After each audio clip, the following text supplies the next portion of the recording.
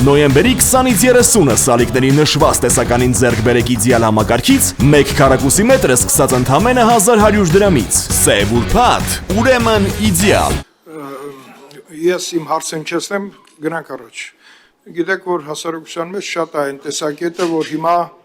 այս բարեփոխումը վարանում ենք, ինչ որ մարդիկ, որ հիմա ծառայության մեջ են, չեն կարող օգտվել այս բարեփոխումից։ Մի երկու բառով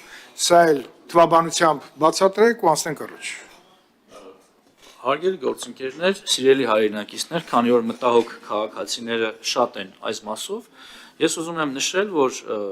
նախ սա գործընթաց է, որը երկար է պլանավորում։ Մենք 5 տարվա ընթացքում մեր կառավարության գործունեության պարտավորություն էինք ստանձնել, որ այս հարցին անդրադառնալու ենք, բայց սա կարող էր լինել այն պարագայում,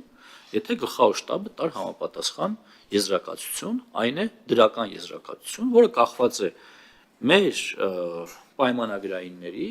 եւ ժամկետայինների թվաքանակի հանրագումարից եւ դա հնարավոր էր անել միայն 2026 թվականի հունվարից սկսած։ Ուղղակի մենք չենք կարող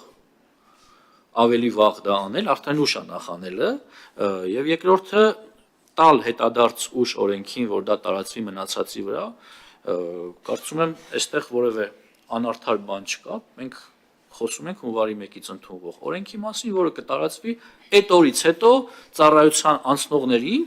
ու սա համարել հարց, որը պիտի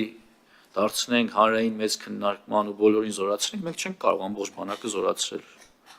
Շնորհակալություն, պարոն նախարար, հենց այդ հավաստիացումն էր, որ պետք է մեր հասարակությունը գիտակցի, որ զորակոչված եւ ծառայության մեջ է, ինքը չի կարող օգտվել, որտեղ դա անվտանգային խնդիր է եւ թվականակի համահարթեցման էությունը ըստ էության ինքը գտնվելու է իր